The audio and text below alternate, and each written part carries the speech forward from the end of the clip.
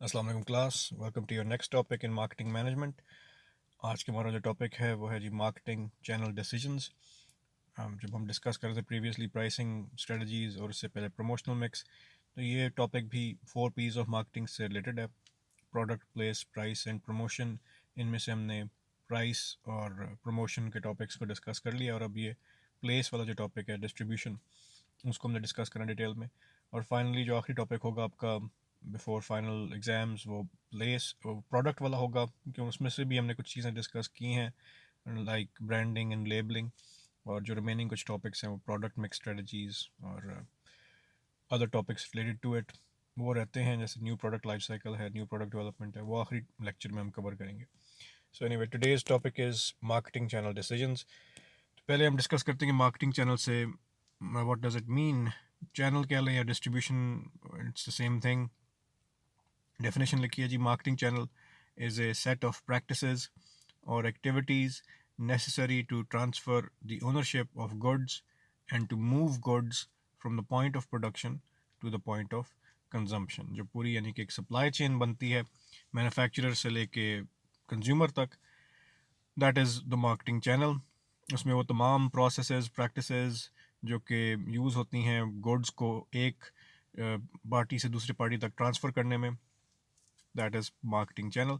क्योंकि जब ट्रांसफ़र होता है good from let's say manufacturer to wholesaler, तो ओनरशिप भी अक्सर ट्रांसफ़र होती है।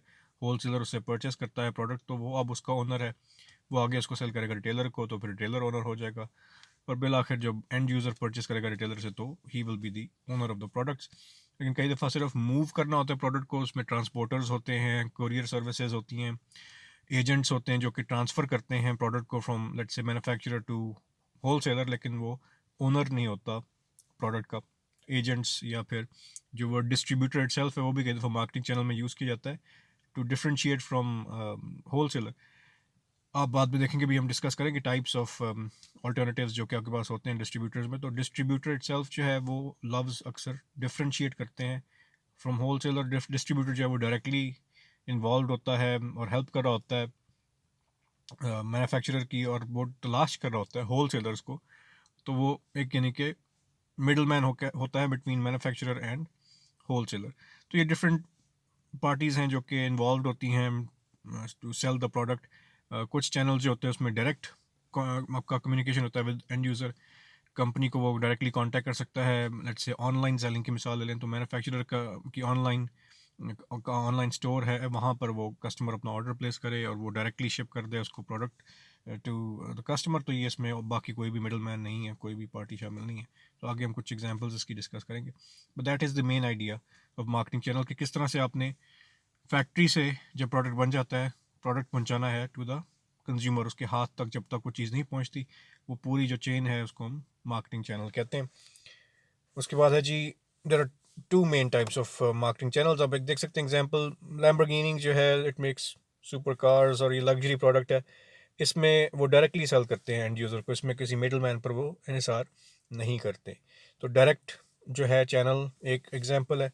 और उसके बाद है जी इनडायरेक्ट चैनल, जैसे यूनिलीवर है। यूनिलीवर को डिपेंड करना पड़ता है दुकानदारों पे, होलसेलर्स पे, डिस्ट्रीब्यूटर्स पे, मुख्तलिफ मिडल मैन पे, कि वो उनके बिहाफ पे प्रोडक्ट जो है वो कस्टमर तक पहुंचाएं। तो ये दो मेजर चैनल्स इस तरह से हमारे सामने आते हैं, types of marketing channels, direct और इनडायरेक्ट। तो ये यहाँ से हमें एग्जांपल मिल जाती है कि इन सम केसेस कुछ प्रोडक्ट्स और कुछ इंडस्ट्रीज़ में डायरेक्टली सेल किया जाता है प्रोडक्ट को टू द एंड यूज़र, और कुछ इंडस्ट्रीज़ में, बल्कि ज़्यादातर इंडस्ट्रीज़ और प्रोडक्ट्स में इनडायरेक्ट सेलिंग की जाती है। और ज़्यादा हम जब एग्जांपल्स इसमें डिस्कस करेंगे आगे सप्लाई चेन डिसीजंस में, वो इनडायरेक्ट चैनल्स के बारे में होगी।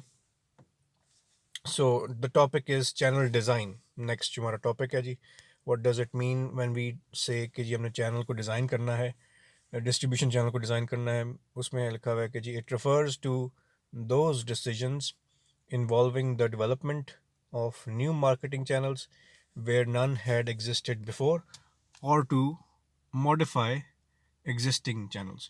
so channel design की जो मेन आइडिया है वो सिंपली है कि जी जो आपके एग्जिस्टिंग चैनल्स हैं, जो एग्जिस्टिंग आपका एक डिस्ट्रीब्यूशन नेटवर्क है जिसके अंदर दुकानदार होंगे, let's say ji kirana stores जैसे होते हैं या सुपर मार्केट्स हो सकती हैं, जो आपका प्रोडक्ट कैरी कर रहे हैं और जो कि डायरेक्टली सेल कर रहे हैं टू द एंड यूज़र। कि रिटेल जो लफ्ज़ है, this is actually an activity. Retailing simply means कि एंड यूज़र को सेल करना। तो मैन्युफैक्चरर खुद भी सेल कर सकता है एंड यूज़र को अगर उसका अपना आउटलेट है। कई एग्जांपल्स इसकी होती हैं। फैशन लेबल्स कई ऐसे हैं जो कि उनके अपने आउटलेट्स होंगे, जैसे नाइकी का अपना आउटलेट है, लीवाइस का अपना आउटलेट है। Same with many other brands, जो फैशन डिज़ाइन ब्रांड्स हैं, बुटीक्स हैं, वो डायरेक्टली सेल करते हैं टू द एंड यूज़र। तो रिटेल का काम भी उस वक्त मैन्युफैक्चरर कर रहा होता है। इलेक्ट्रॉनिक्स में भी ऐसे होता है कि आप अगर सेल फ़ोन लेना चाहें तो मुख्तलिफ मोबाइल शॉप्स पे भी मिल जाएगा, लेकिन आपको सैमसंग के अपने आउटलेट्स पे भी मिल जाएगा। सो डायरेक्टली भी आप सेल कर सकते हैं। रिटेल का काम जो है मैन्युफैक्चरर खुद भी कर सकता है। तो एग्जिस्टिंग जो चैनल्स हैं उनको फर्दर डेवलप करना, उसकी डेवलपमेंट के अंदर आपके जो सेल्स मैनेजर्स होते हैं वो जाके मिलते हैं विद डिफरेंट डिस्ट्रीब्यूटर्स, होलसेलर से मिलेंगे, जाके रिटेलर से मिलेंगे, जितनी मुख्तलिफ पार्टीज़ हैं जो कि डायरेक्टली या इनडायरेक्टली इन्वॉल्व हैं आपके प्रोडक्ट को कस्टमर तक पहुंचाने के लिए, और उनको कन्विंस करेंगे टू कैरी योर प्रोडक्ट। और इन कुछ इंडस्ट्रीज़ ऐसी होती हैं जहाँ पर इसी चीज़ पर ज़्यादा इन्हिसार किया जाता है। आप एंड यूज़र को डायरेक्टली कांटेक्ट नहीं करते हैं, आप डिस्ट्रीब्यूटर को कांटेक्ट करते हैं, उसको कन्विंस करते हैं कि आपका प्रोडक्ट कैरी करे। जैसे फार्मास्यूटिकल इंडस्ट्री है, मेडिकल रेप्स जो होते हैं वो डॉक्टर्स से जाके मिलते हैं रादर देन एंड यूज़र से, या insurance companies which is do you go meet end user as well. लेकिन कई दफ़ा जब कंपनीज़ को इंश्योरेंस सेल करनी होती है तो फिर आप उनके एम्प्लॉई से जाके नहीं मिलते, आप उनके मैनेजर से जाके मिलते हैं कि जी आप इंश्योरेंस पॉलिसी हमसे लें for your employees. So that is an example कि आप डिस्ट्रीब्यूटर से जाके मिलें। पेस्टिसाइड्स और फर्टिलाइजर्स इंडस्ट्री जो है उसमें भी बिजनेस टू बिजनेस जो है वो आप ज़्यादा फोकस करते हैं, अपने चैनल्स को डेवलप करते हैं। तो एक तो ये हो गया कि जी मॉडिफाई करें एग्जिस्टिंग चैनल्स को, उनको फर्दर डेवलप करें, और जहाँ पर नहीं है चैनल्स उनको फर्दर न्यू चैनल्स डेवलप करें। लेट्स से जी आप सिर्फ ब्रिक एंड मोटर स्टोर पे डिपेंड करते हैं, स्टोर जो कि ऑलरेडी एग्जिस्ट करते हैं उन पर डिपेंड करें, लेकिन अगर आप साथ साथ ऑनलाइन सेलिंग भी शुरू कर दें तो वो आपका एक न्यू मार्केटिंग चैनल जो है वो उस तरह से डेवलप हो जाएगा। अगर ऑनलाइन सेलिंग करें तो आप अपनी वेबसाइट बना सकते हैं एज ए मैन्युफैक्चरर, या किसी और एग्जिस्टिंग ऑनलाइन स्टोर को कांटेक्ट कर सकते हैं, लेट्स से दराज जैसे है। तो यू हैव एन ऑप्शन कि आप उनके ज़रिए सेल करें अपने प्रोडक्ट्स, तो वो एक न्यू मार्केटिंग चैनल कहलाएगा। तो दोनों चीज़ें जो हैं चैनल डिज़ाइन में आती हैं, जो एग्जिस्टिंग चैनल्स हैं उनको डेवलप करना और जो न्यू ऑप्शन सामने आ रही हैं उनको भी डेवलप करना। Both are examples of channel design. Okay जी, नेक्स्ट है members in marketing channel. Marketing channel के अंदर मेन मेंबर्स कौन से होते हैं? वैसे अगर ना भी याद रहें ये पॉइंट्स तो सिर्फ ये भी याद रखें कि मैन्युफैक्चरर जो है वो सेल करता है अमूमन होलसेलर को, जो कि थोक के हिसाब से परचेस करता है, बड़े लॉट साइज़ में ख़रीदता है और फिर आगे वो सेल करता है रिटेलर को। रिटेलर जो है फिर आगे एंड यूज़र को सेल करता है। तो एक सिंपल सी मार्केटिंग चेन है, सप्लाई चेन है जो कि मार्केटिंग चैनल्स में होती है। लेकिन इनके अलावा कई दफ़ा और फैक्टर्स भी होते हैं और लोग भी होते हैं, जैसे मर्चेंट्स का जिक्र है। Merchant simply means wholesaler and retailer who buy, take title to and resell merchandise। तो रीसेलर्स भी कहा जाता है इनको। इनमें शर्त यह कि जी होलसेलर और टेलर जो है वो ओनरशिप लेते हैं जब भी प्रोडक्ट परचेस करते हैं वो मैन्युफैक्चरर से, तो they are taking ownership of the product. फिर है एजेंट्स। एजेंट्स में लिखा है जी ब्रोकर्स, मैन्युफैक्चरर हिमसेल्फ, रिप्रेजेंटेटिव्स, उसके अलावा sales agents. Search for customers and may negotiate on the producer's behalf but do not take title of goods। तो difference है जी एजेंट्स और मर्चेंट्स के दरमियान। एजेंट जो होता है वो कंपनी के बिहाफ पे तलाश करता है कस्टमर, और कस्टमर से यहाँ मुराद सिर्फ एंड यूज़र नहीं है, यहाँ से कस्टमर से मुराद होल सेलर या रिटेलर भी हो सकता है, क्योंकि वो भी कंपनी के कस्टमर होते हैं, परचेस करते हैं product for business purposes, reselling के लिए। तो वो एजेंट जो होगा उसको ब्रोकर कह लें या सेल्स एजेंट कह लें, या उसके जो रेप्स हैं, रिप्रेजेंटेटिव्स हैं, वो तलाश करेगा मार्केट में और सेलर्स को जो कि फ़र्दर कैरी कर सकते हैं प्रोडक्ट, और वो कंपनी के बिहाफ पे काम कर रहा होगा और वो ओनरशिप नहीं लेगा प्रोडक्ट की। वो कैरी करेगा प्रोडक्ट, डिस्ट्रीब्यूट करेगा, ट्रांसफ़र करेगा, ट्रांसपोर्ट करेगा टू मर्चेंट्स जैसे होलसेलर और रिटेलर है, लेकिन वो खुद ओनरशिप कभी नहीं लेता प्रोडक्ट की। तो ये हो गया जी आपके एजेंट्स, या इनको डिस्ट्रीब्यूटर्स भी लफ्ज़ कहा जाता है। मार्केटिंग के अंदर अमूमन डिस्ट्रीब्यूटर का जब लफ्ज़ यूज़ किया जा रहा है वो it is different from wholesaler, क्योंकि होलसेलर के साथ डील करता है, डिस्ट्रीब्यूटर उसको तलाश करता है और डिस्ट्रीब्यूटर काम कराते हैं ऑन बिहाफ ऑफ मैन्युफैक्चरर। फिर तीसरा है जी मेन पॉइंट फैसिलिटेटर्स। फैसिलिटेटर्स में वो तमाम पार्टीज आ जाती हैं जो कि इनडायरेक्टली हेल्प करेंगी आपकी और आपके एजेंट्स और मर्चेंट्स की टू सेल द प्रोडक्ट या कैरी द प्रोडक्ट या store the product warehousing भी इसमें रहती है, टू मेक श्योर कि जी वो प्रोडक्ट जो है वो अपनी ओरिजिनल शक्ल में सही सलामत एंड यूज़र तक पहुँचे। तो उसमें एग्जांपल्स लिखी हैं जी, shippers, independent warehouses, banks, ad agencies assist in distribution but do not take title to goods nor do they negotiate purchase और सेल। तो ये तमाम पार्टीज़ जो है हेल्प करती हैं। एड एजेंसीज, जैसे हमने प्रमोशन के वक्त बात की थी कि एड्स बनाते हैं, सो वो they are helping in promotion of the product, लेकिन वो ओनरशिप नहीं ले रहे प्रोडक्ट की। बैंक्स हेल्प करते हैं, इंश्योर करते हैं, लोन्स देते हैं, अंडर राइटिंग करते हैं रिस्क असेसमेंट के वक्त। तो बहुत सारी फैसिलिटीज़ इस तरह की बैंक्स जो हैं वो प्रोवाइड करते हैं। या लाइन ऑफ क्रेडिट आप ओपन कर सकते हैं विद द बैंक, कि आपके जो भी अखराजात हैं डिस्ट्रीब्यूशन के लिहाज से वहाँ से वो कवर होते जाएँ, क्योंकि अक्सर जब डिस्ट्रीब्यूशन का काम होता है तो वो क्रेडिट के लिहाज से होता है, बाद में पे करते हैं। उसके अलावा वेयर हाउसिंग है, अगर आपका अपना वेयर हाउस नहीं है, किसी और के वेयर हाउस पे डिपेंड कर रहे हैं और होलसेलर का भी वेयर हाउस नहीं है, तो हो सकता है कोई थर्ड पार्टी हो जो कि डिस्ट्रीब्यूशन सेंटर है जो कि कैरी करे आपका प्रोडक्ट ओवरनाइट, या जितनी देर के लिए आप करवा रहे हैं वो प्रोडक्ट वहाँ पे स्टोर, और उसके अपने वो चार्जेस लेंगे। फिर शिपर्स होते हैं जी, एयर फ्रेट होती है, बाय एयर आप सेंड कर रहे हैं या बाय सी कर रहे हैं तो कंटेनर्स के ज़रिए, या बाय लैंड जो है वो ट्रांसपोर्टेशन फैसिलिटीज़ होती हैं ट्रक्स के ज़रिए। तो वो हो सकता है कोई इंडिपेंडेंट थर्ड पार्टी हो जो कि आपकी हेल्प कर रही है, या इसमें कोरियर सर्विसेज भी आती हैं, जैसे DHL है, TCS है, तो वो भी आपकी हेल्प कर रही होती हैं to carry the product to end user. तो ये तमाम जो पार्टीज़ हैं जी, दीज आर कॉल्ड फैसिलिटेटर्स, जिनको मिडल मैन का लफ्ज़ भी यूज़ किया जाता है। मिडल मैन का लफ्ज़ जनरली सब इन पार्टीज़ के लिए इस्तेमाल किया जाता है, लेकिन जब हम मार्केटिंग में बात करते हैं तो मिडल मैन से मुराद उन फैसिलिटेटर्स होते हैं जो इनडायरेक्टली हेल्प कर रहे होते हैं आपकी। तो ये कुछ हो गए जी members in marketing channel. Okay जी, next topic is steps of designing a channel. 4 major steps हैं जब चैनल डिज़ाइन की बात होगी, तो उसमें प्रोसेस का अगर लफ्ज़ आता है, what is the channel design process, तो उसमें ये 4 स्टेप्स आप डिस्कस करेंगे। पहला है जी analysis of customers desired service output levels, उसके बाद है एस्टैब्लिशिंग चैनल ऑब्जेक्टिव्स, फिर है आइडेंटिफाइंग मेजर चैनल ऑल्टरनेटिव्स, और चौथा है एवेल्युएटिंग दी मेजर ऑल्टरनेटिव्स। इनको वन बाय वन हम डिस्कस करते हैं। पहला पॉइंट है जी analysis of customers desired service output levels. तो जैसे हमने बात की थी कि सबसे पहले आप देखते हैं कस्टमर की नीड्स, वांट्स और डिमांड्स क्या हैं, उसका एनालिसिस हम करते हैं, ऑडियंस प्रोफाइल पूरा बनाते हैं, डेमोग्राफिक स्टडी, सेगमेंटेशन के लिहाज से, टारगेटिंग एंड पोजीशनिंग, वो सारी चीज़ें आपने पहले से की होती हैं when you are making a marketing plan. तो वहाँ से आपको आइडिया हो जाता है कि ओवरऑल कितनी डिमांड है मार्केट में प्रोडक्ट की। कस्टमर सर्वे से भी आप अंदाज़ा लगा सकते हैं, और आप ज़्यादा जो बेहतर तरीकाकार होता है वो सप्लाई चेन मैनेजमेंट में भी हम पढ़ाते हैं आपको, कि जो रिटेलर है जो सेल कर रहा है प्रोडक्ट, उससे आप कहें कि जी वो हर ट्रांजैक्शन को रिकॉर्ड करे, जो कि करते भी हैं रिटेलर्स। बार कोड बना होता है प्रोडक्ट के ऊपर, उसका प्रोडक्ट कैटलॉग नंबर भी होता है जो यूनिक होता है हर यूनिट का, वो रीड करवाता है बार कोड रीडर से, और वो सेल जो है वो ट्रांजैक्शन जो है वो at the point of counter वहाँ पर रिकॉर्ड हो जाती है, और वो डेटा जो है अच्छी सप्लाई चेन्स के अंदर, अच्छे चैनल्स के अंदर, मार्केटिंग चैनल्स के अंदर वो शेयर की जाती है between different members of the marketing channel. यानी कि जो रिकॉर्ड उसने किया है रिटेलर ने, वो होलसेलर से भी हो सकता है शेयर कर रहा हो, और हो सकता है वो बल्कि अमूमन मैन्युफैक्चरर से भी वो शेयर कर रहा होगा डेली या वीकली बेसिस पर, ताकि उसको आइडिया हो मैन्युफैक्चरर को कि जी क्या डिमांड है, किस प्रोडक्ट की ज़्यादा है, किसकी कम है, ताकि उस डेटे की बेस पर वो फोरकास्टिंग कर सके फॉर द नेक्स्ट वीक या मंथ। उस लिहाज से वो एक इन्वेंट्री अपना प्लान बना सकता है, प्रोडक्शन प्लान बना सकता है, और अच्छी सप्लाई चेन्स में ये इन्फॉर्मेशन जो है वो रेगुलरली शेयर की जाती है, और वो आपस में कोऑर्डिनेशन उनकी बहुत अच्छी होती है।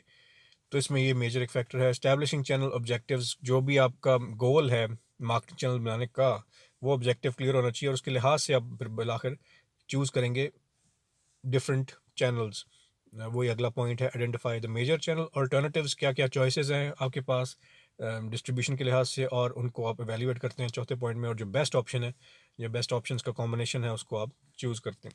सो वन बाय वन डिस्कस करते हैं जी इनको। Further analysis of customer desired service output levels, इसमें मेन फैक्टर्स आप क्या स्टडी करेंगे जी। First is analysing customer needs, हमने भी बात की थी कि नीड्स क्या है उनकी, नीड्स को डिफ्रेंशिएट करें फ्रॉम वांट्स, और उसको डिफ्रेंशिएट करें डिमांड से। नीड्स जो होती हैं वो लिमिटेड होती हैं, ज़रूरियात वांट्स होती हैं, ख्वाहिशात वो अनलिमिटेड हो सकती हैं।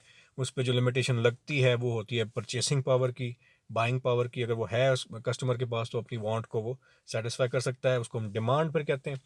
वेटिंग टाइम है जी, लीड टाइम भी कहा जाता है इसको, कि कस्टमर जो है उस तक प्रोडक्ट पहुंचाने में कितना टाइम लगेगा, मैन्युफैक्चरर का, उसमें पूरा जो प्रोडक्शन शेड्यूल है वो उस पर डिपेंड करता है। रॉ मटेरियल कब आपके पास आता है फ्रॉम सप्लायर, जो पूरा ड्यूरेशन है from the time finish good आपके पास है टू द टाइम वो कस्टमर के हाथ में होगा, वो कितने दिन या कितने हफ्ते लगते हैं इस पूरे ट्रांसपोर्टेशन प्रोसेस में जो उसको आपने प्रोडक्ट पहुंचाना है, शिपिंग टाइम कितना है एंड सो ऑन।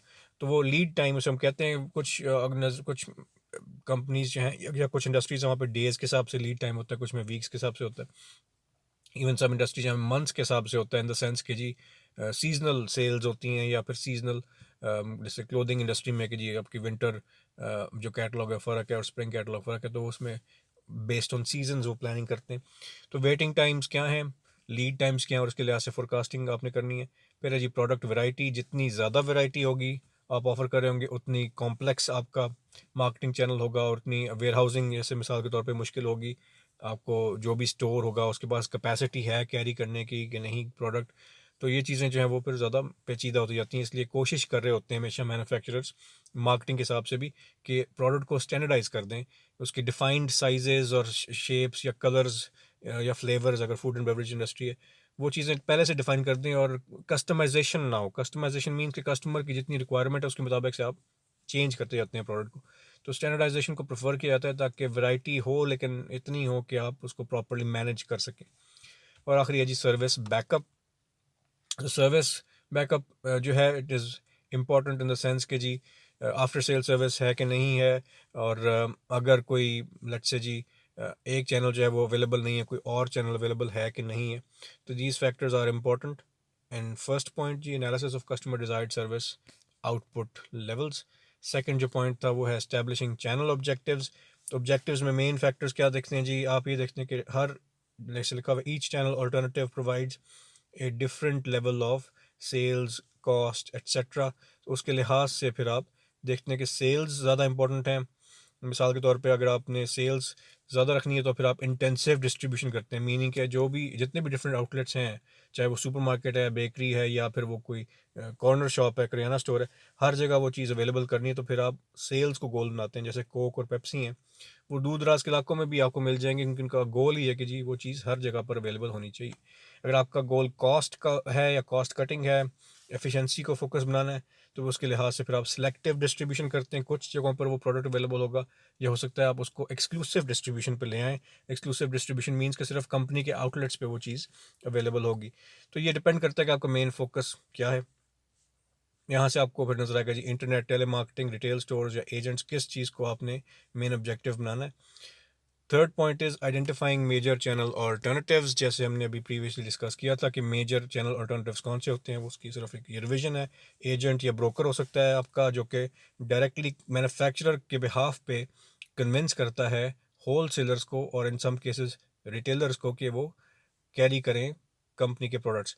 डिस्ट्रीब्यूटर्स जो हैं they are similar to agents and brokers. ये कि जी एजेंट्स जो हैं वो कंपनी के अमूमन अपने नुमाइंदे होते हैं, एम्प्लॉयज़ होते हैं। डिस्ट्रीब्यूटर्स जो होते हैं वो थर्ड पार्टी होती है जो कि कंपनी के बिहाफ पे अंडर कॉन्ट्रैक्ट होल सेलर्स को कॉन्टैक्ट करते हैं to carry the companies products. Wholesaler जो है वो हमने देखा कि जी तो के हिसाब से लॉट साइज़ बड़ी जो होती है उसको परचेस करेंगे और आगे डायरेक्टली डील करते हैं वो रिटेलर्स के साथ। फिर फैसिलिटेटर्स लिखा है, वही जो इनडायरेक्टली डील कर रहे हैं आप उनके साथ, transporters, courier service, ad agency, bank etcetera. Company की अपनी सेल्स फोर्स जो कि कन्विंस करे या तो एंड यूज़र को प्रोडक्ट परचेस करने पे, या फिर बिजनेस टू बिजनेस डीलिंग के लिहाज से वो होल सेलर और रिटेलर को जाके मिल रही हो, which could be an agent, लेकिन अक्सर वो सेल्स मैनेजर होता है जो कि सेल्स उसका गोल होता है रादर देन सिंपली कि जी प्रोडक्ट कैरी करने पर उसको कन्विंस करे। फिर है जी ऑनलाइन सेलिंग या डायरेक्ट शिपिंग। उसमें आप इन सब पार्टीज़ को बाईपास कर देते हैं और डायरेक्टली अपने एंड यूज़र को कांटेक्ट करते हैं या वो आपको कांटेक्ट करते हैं ऑनलाइन और आप उसको डायरेक्टली शिप करते हैं product. So these are the major channel alternatives जो कि अवेलेबल हैं आपके पास। और आखिरी स्टेप है जी evaluating major alternatives.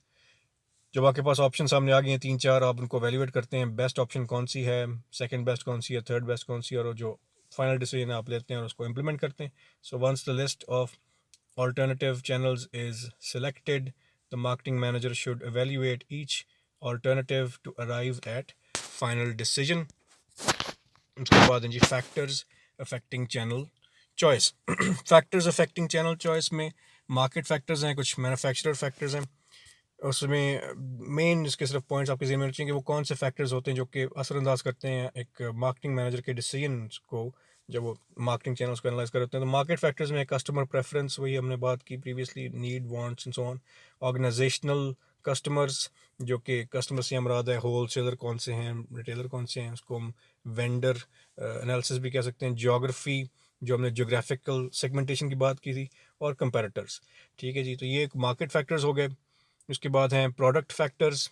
Product factors में प्रोडक्ट की लाइफ साइकिल, हर प्रोडक्ट की एक लाइफ साइकिल होती है। जब आप इसको इंट्रोड्यूस करवाते हैं, इंट्रोडक्शन के बाद ग्रोथ फेज़ आती है, फिर वो एक मेच्योरिटी लेवल पे पहुंचता है, मैक्सिमम जब उसकी मार्केट शेयर अचीव वो कर चुका होता है और मैक्सिमम ग्रोथ भी अचीव कर चुका होता है, उसके बाद वो डिक्लाइन में चला जाता है। तो ये हर प्रोडक्ट के साथ होता है। और वो लाइफ साइकिल कुछ प्रोडक्ट्स की जो है वो साल चलती है जी। कोई कुछ ऐसे प्रोडक्ट्स हैं जो कि उनको सेंचुरीज हो गई, जैसे कोक की मिसाल है। लेकिन कुछ जो है वो हो सकता है कुछ माह चलें और उसके बाद वो ख़त्म हो जाएं। प्रोडक्ट कॉम्प्लेक्सिटी, कितना मुश्किल है उसको बनाना, कितना पेचीदा है प्रोडक्ट बनाना और समझाना, कस्टमर को इस्तेमाल करना। इलेक्ट्रॉनिक्स में हमेशा जो है वो मैनुअल साथ ऐड किए जाते हैं और एक्सप्लेनेशन के लिए एंड सो ऑन। प्रोडक्ट की value, product size and weight और कंज्यूमर परसेप्शन, तो ये चीज़ हम प्रीवियसली भी डिस्कस करते आए हैं। फिर है जी आखिरी point, manufacturer factor. Manufacturer factor means company के ऑब्जेक्टिव, जो overall vision and mission statement है कंपनी के, रिसोर्सेज, फाइनेंशियल रिसोर्सेज, उसके टेक्निकल और human resources. Desire for control, वो कितना कंट्रोल करना चाहते हैं मार्केटिंग चैनल्स को। क्योंकि अमूमन ऐसे होता है कि कई दफ़ा आप अपने चैनल को जितना कंट्रोल कर सकें, आपके लिए डिसीजंस और आसान हो जाते हैं। अदरवाइज़ हर स्टेज पर हर मार्केटिंग चैनल अल्टरनेटिव के साथ आपको निगोशिएट करना पड़ता है, कन्विंस करना पड़ता है प्राइस के ऊपर, कॉस्ट के ऊपर, जो डिफरेंट मार्केटिंग आपकी पॉलिसीज़ हैं उनके ऊपर कन्विंस करना पड़ता है। तो कई दफ़ा वो ख़रीद लेते हैं अपने होल सेलर को या रिटेलर को, जैसे कोक और पेप्सी ने किया कि अपने बॉटलर्स को उन्होंने परचेस कर लिए। तो उनके लिए काफ़ी सारे डिसीजंस आसान हो गए हैं डिस्ट्रीब्यूशन के लिहाज से।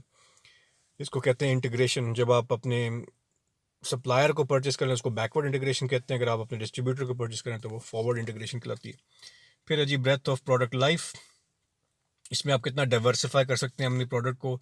जैसे कि खाने पीने की अशिया में होता है, जैसे चिप्स हैं तो उनके अगर आप फ्लेवर्स को वेरी करें तो वो ऑप्शन आपके पास अवेलेबल है। या फिर आप डाइवर्सिफाई करें ओवरऑल अपनी कंपनी को, कि आप रिलेटेड बिजनेसेस में आप इन्वेस्टमेंट करें या अनरिलेटेड बिजनेसेस में भी आप इन्वेस्ट कर सकते हैं। इसको अनरिलेटेड डाइवर्सिफिकेशन कहा जाता है।